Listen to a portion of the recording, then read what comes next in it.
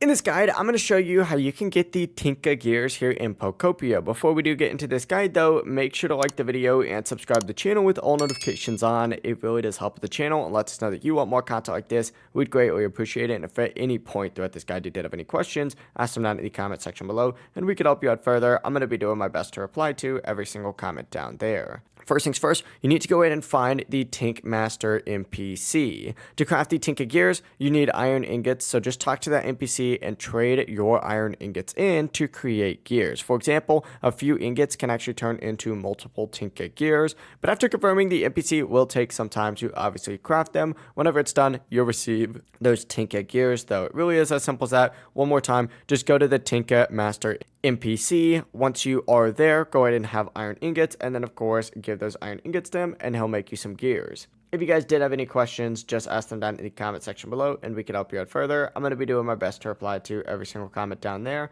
Before you do leave this guide though, make sure to like the video and subscribe to the channel with all notifications on. It really does help us out. Let us know that you want more content like this. We'd greatly appreciate it. Have a great rest of your day though. Peace.